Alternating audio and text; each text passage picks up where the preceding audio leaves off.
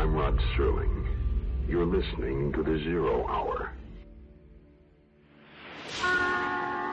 Suspense. I'm the Whistler. Yours truly, Johnny Dollar. Who is it? The Fat Man. Presents The Man Called X. The Mysterious Traveler. Another journey into the realm of the strange and terrifying. I hope you will enjoy the trip, that it will thrill you a little and chill you a little. So settle back, get a good grip on your nerves. Where are we going? You'll find out when we get there.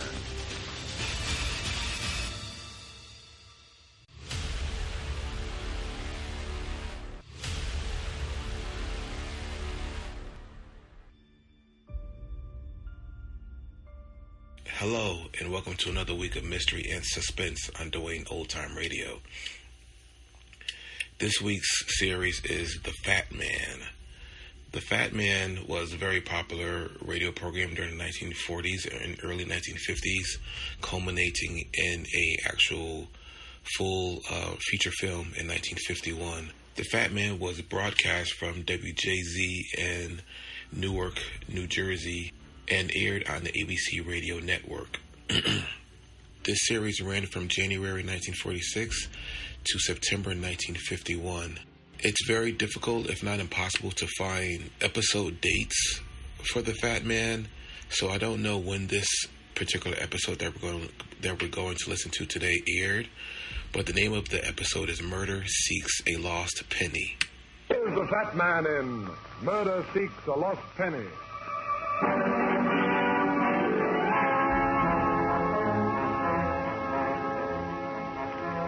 This one began one warm spring evening. My mother was in town for a visit. We were out walking when she took a fancy to an ice cream soda. I didn't exactly object, and we were going through a pair of them at the drugstore around the corner. It's an ordinary drugstore, except that this one also sold drugs. Mother had just finished her soda and looked as if she'd like to continue the process.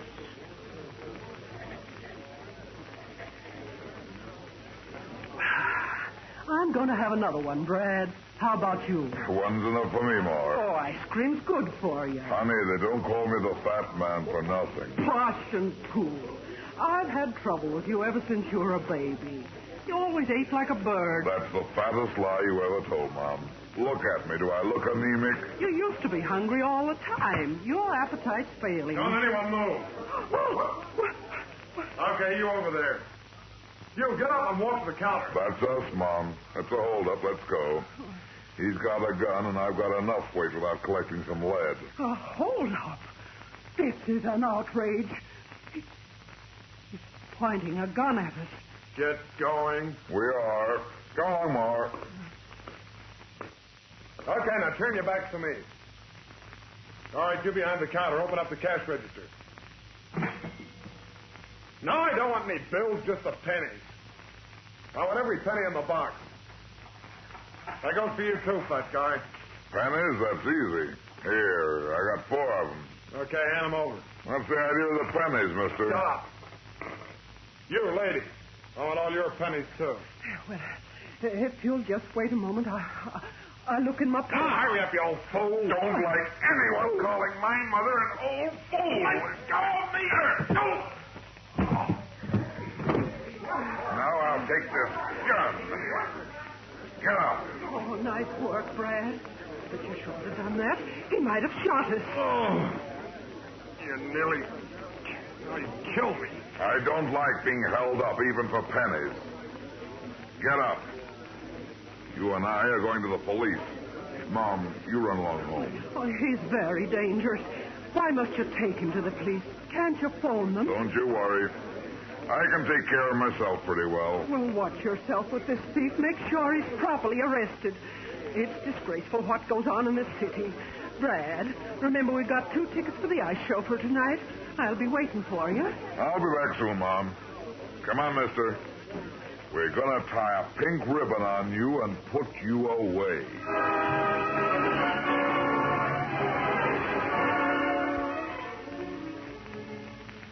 Say, I thought we were going to the police station.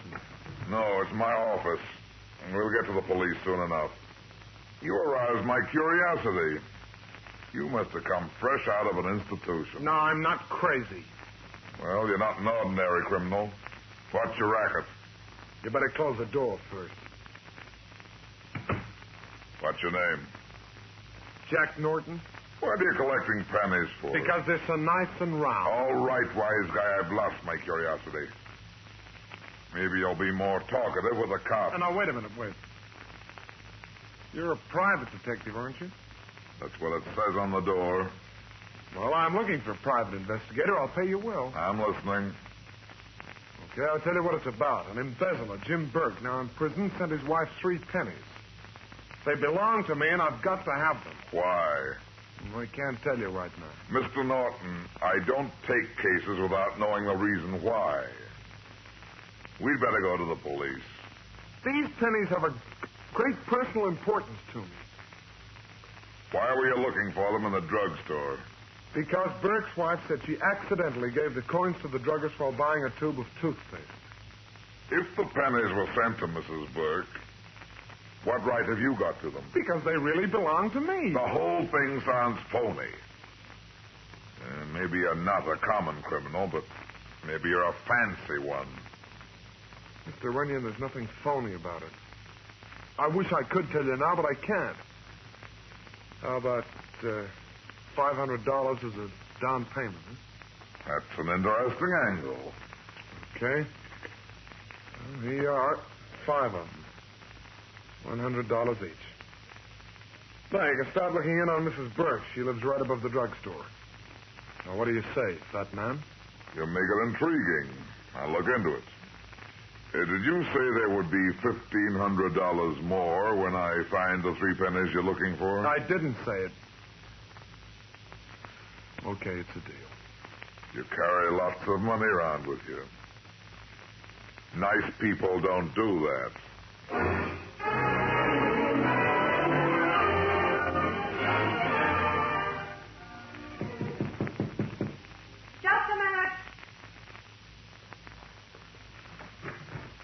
Yeah, what do you want? I'd like to talk to you, Mrs. Burke. I won't take up much of your time. I don't talk to strangers. Goodbye. Please get your foot out of the doorway. I don't like to force myself upon you, Mrs. Burke, but it's important that I talk to you. So let's be friendly about it, shall we? What are you after, mister? I'm interested in 3 pennies, Mrs. Burke, and I think you can help me. I don't know what you're talking about. What 3 pennies? The ones your husband sent you from prison. How do you know? Did Norton tell you? It doesn't make any difference how I know. Of course it was Norton.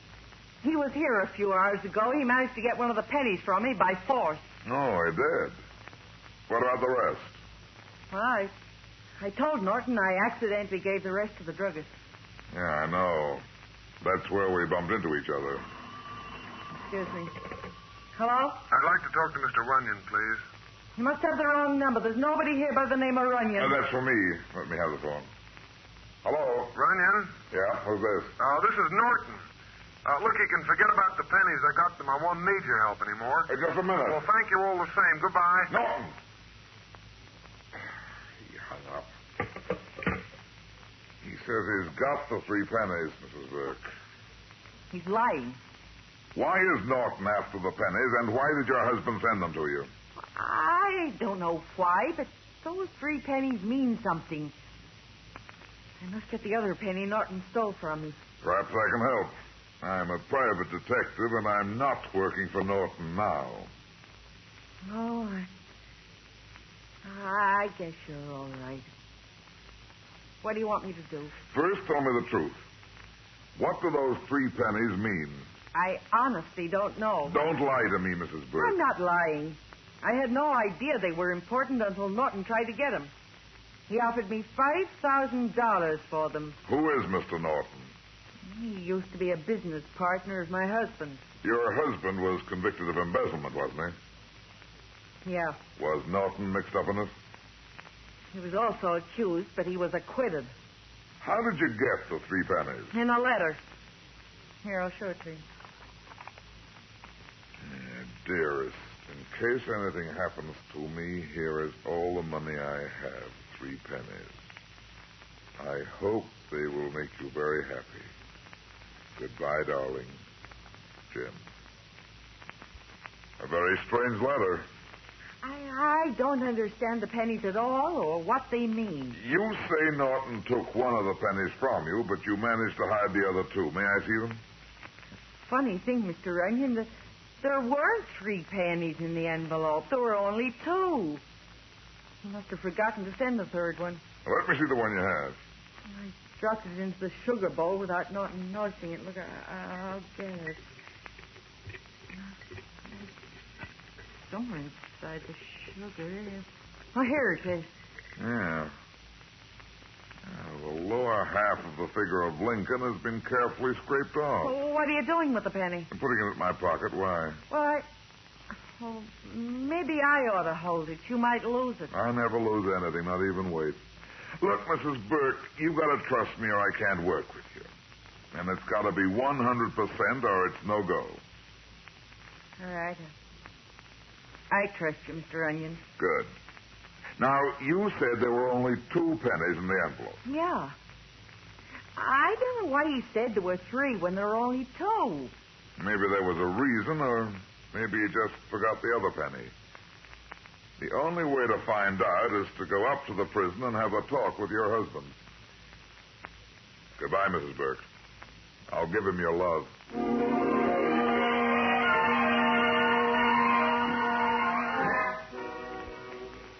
Hello, Mac.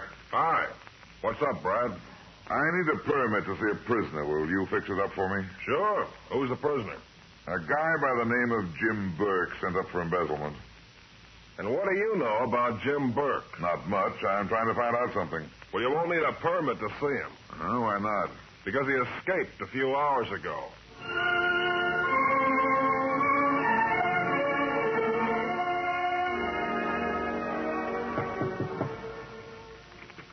Come in, Mrs. Burke.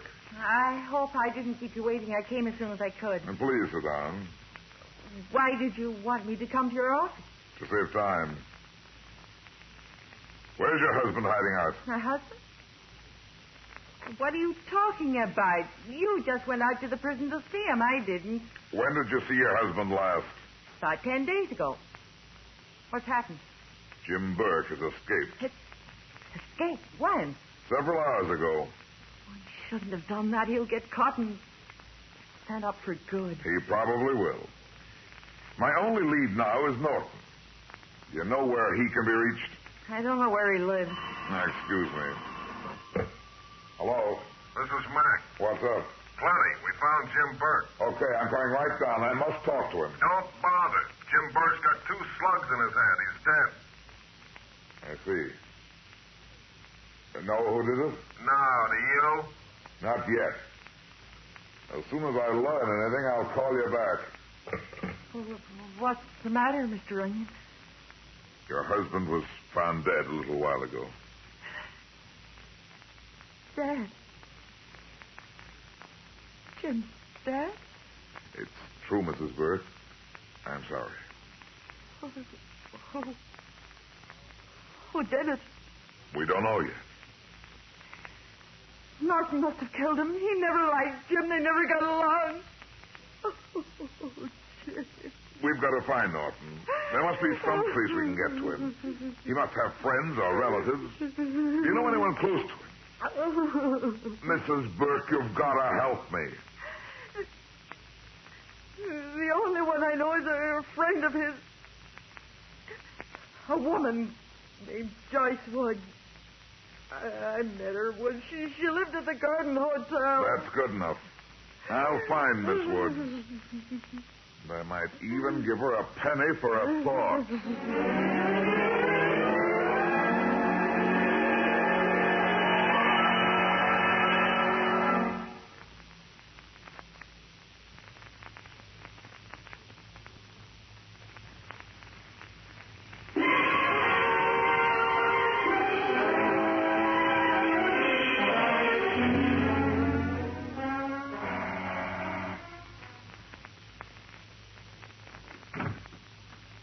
What do you want? I'd like to talk to you. If you're looking for Norton, he's not here. And I don't know where he is. I'll wait. He's gone away. He won't be back. That's all right. I'd like to talk to you. I'm busy. In that case, sister, I'll come back later with a police escort. You don't frighten people. I'll be back with some uniformed friends. Oh, all right. You can come in and look for yourself if you want to. Thanks for the hospitality. Nice, elegant apartment. I'm glad you like it. Why does a pretty girl like you get mixed up with a guy like Norton? Why does a fat man like you stick his nose into other people's business? I asked for that one. Where can I find Norton, sister? I don't know. I've got some information for him. Did you find the pennies? So you know nothing about Norton. Stay where you are. I'll get it. Jackson's got yourself a visitor. Oh, the fat man. What are you doing here? Getting acquainted with your girlfriend? He doesn't like fat men. Now get out. Norton, besides being rude, you're something of a liar. You told me on the phone that you had the coin. Look, you're not working for me anymore. Now be smart and forget the pennies. That would be a bit difficult. Because just by accident, I happen to have them in my pocket. You have? Well, if you give them to me, I'll pay you the rest of the money. You fired me, remember? You don't owe me anything. Besides, the situation's a little different since I saw you last. For example, Jim Burke got himself murdered. He's in prison. He escaped and got himself killed. Now, Joyce, please don't get behind me. I hate people looking over my shoulder. Oh, you're not afraid, are you? To be perfectly honest, I am. My mother always told me to beware of pretty girls sneaking up behind. Now, listen, fat man, I don't know what your game is, but you give me those pennies and I'll give you the dough. Double. You offered Mrs. Burke $5,000 for them. I think I'm getting gypped. And then again, Norton, Burke was murdered. Some people think you did it. You can't pin that one on me. The police might think that you did the job. After all, Jim Burke was a business partner of yours, and you were both tried for the crime of embezzlement. You were acquitted. But now the police might feel differently. Besides, you forced Mrs. Burke to give you one of the pennies, and now you're in hiding. All these things add up very uncomfortably. You're just trying to frame me. Well, it won't work. Well, I've got to be going. Thanks for inviting me in, Joyce. No, Norton. Don't touch any gun. I'm liable to shoot you in self-defense. Well, goodbye. Oh, yes, I forgot something. The penny you stole from Mrs. Burke. May I have it, please? I haven't got it with me. Hand it over and be quick about it. You'll be sorry, fat man. Thanks ever so much. Miss Woods, it was nice meeting you. Thanks for everything.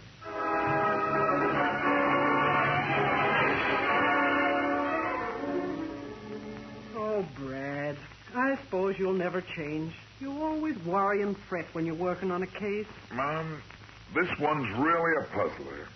There's a key to it somewhere, but I don't know where to start looking. You know, son, sometimes it's a good idea to relax when you're faced with a difficult problem. It helps you to think more clearly. Remember, you always said that listening to good music is the best way to relax? I know, Mom. But I haven't got time to relax. Nonsense. There's always time. Remember how you always liked Beethoven? Especially this one that I used to play for you.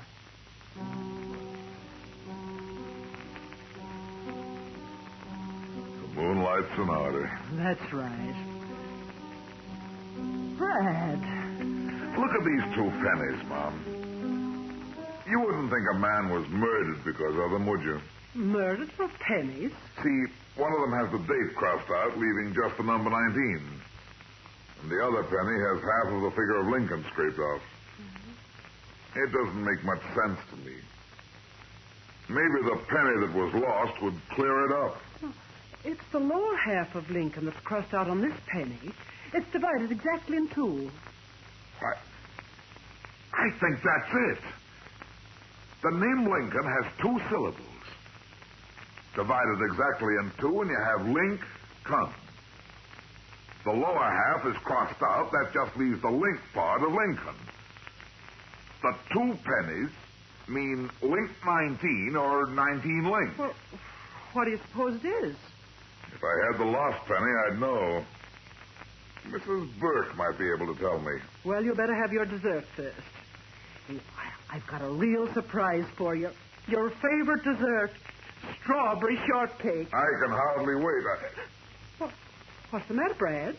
Somebody slipped a letter under the door. Oh, must be a bill of some kind. Not at this hour.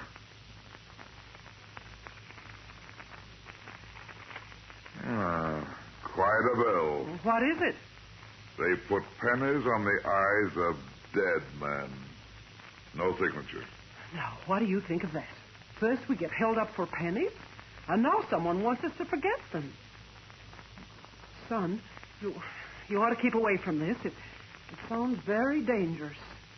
Well, come and have your strawberry shortcake and forget the pennies. I haven't got time now. There's someone else mixed up in this, and it might be a murderer. Mrs. Burke could be his next victim. I'll be back. Save the cake for me, Mom.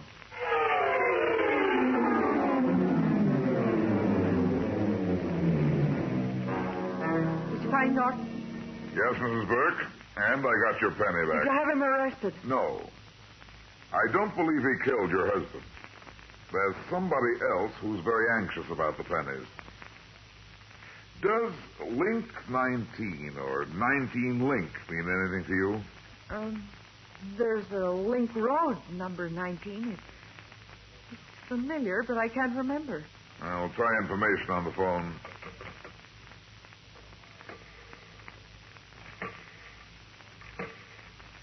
Maybe I can get it that way. Information.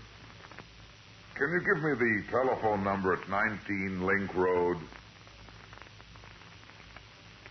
Park 6, 4023.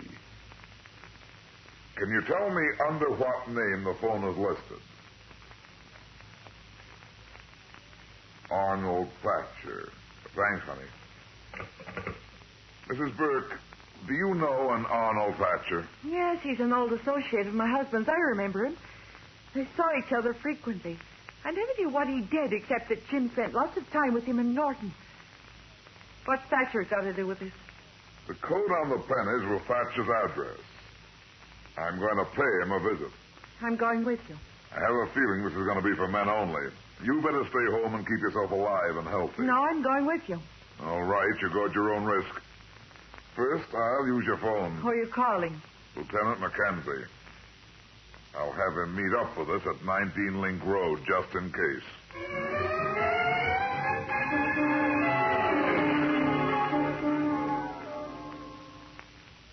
Here's the house. Very big house, too. There's no light showing. Maybe Mr. Thatcher's asleep. Have to wake him up.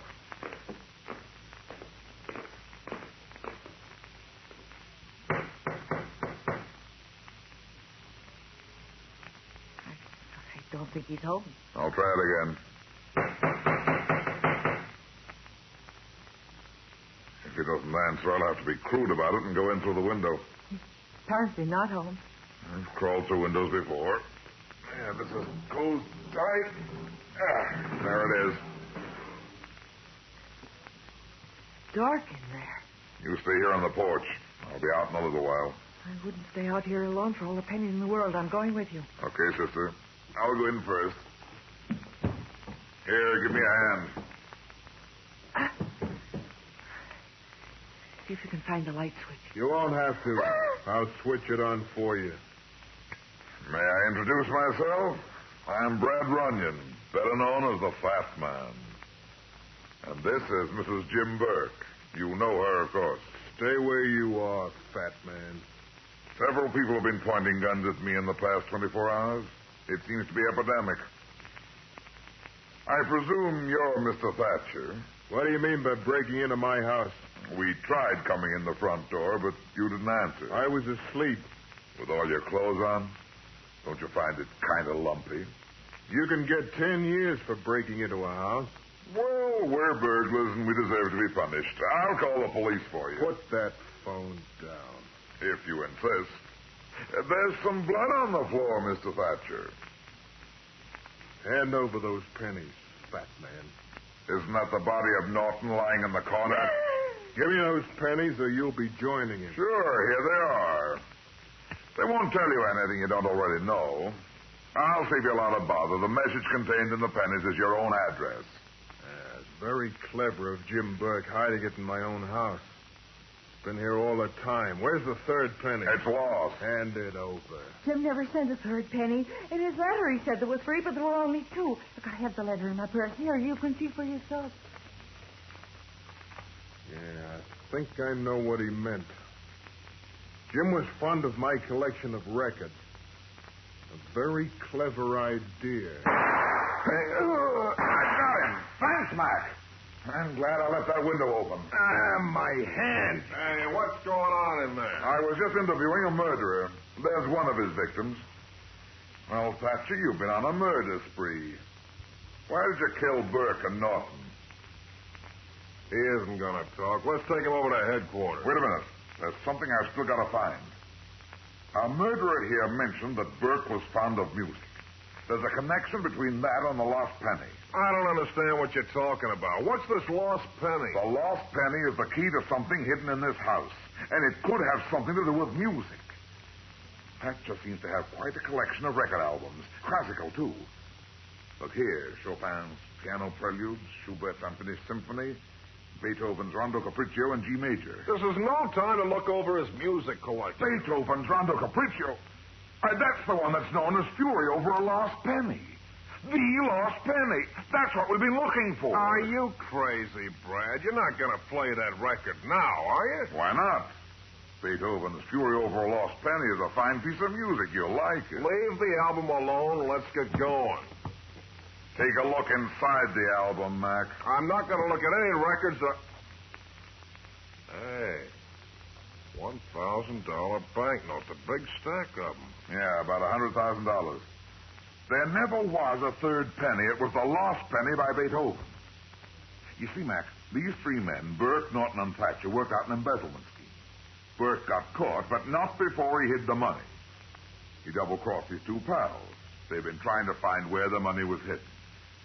Probably when Burke escaped, he came right to Thatcher's house to get the money out of the album. But that's where he made a fatal mistake. What about Norton lying over there? My guess is that as soon as Norton heard that Burke had been murdered, he figured that Thatcher had killed him and gotten the money. He came hot-footing over here, and he's lying there in the corner. Isn't that the way everything happened, Thatcher? I've got nothing to say. Maybe you'll be more talkative later. Well, what do we do with Mrs. Burke? She's innocent of the whole deal.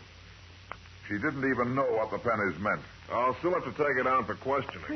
You're not going to put me in prison? You'd better go with Mac, Mrs. Burke. I don't think they'll hold you very long. Okay, Thatcher, let's get going. We'll go out the door this time. Come on, Mrs. Burke.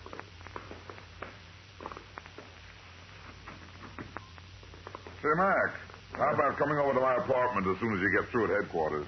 Sure. What's up? My mother makes the finest strawberry shortcake you've ever tasted, with luscious red berries cradled in thick whipped cream over a delicious old-fashioned biscuit.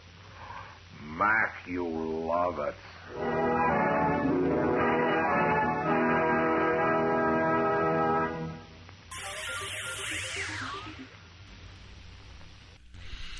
Thank you for listening. If you enjoy what I'm doing, I ask you to please subscribe to my channel or channels. You can also go to my website where you can listen to all of my podcasts for free. You can also download them for free. And there is donation information on the website if you feel like you would like to show some support for what I'm doing. You can email me. The website is otr.duane.media. And my email is info@otr.duane.media. And my Instagram is duane.otr. Well, hope you enjoyed. And until next time, stay safe. Wish you well. Peace.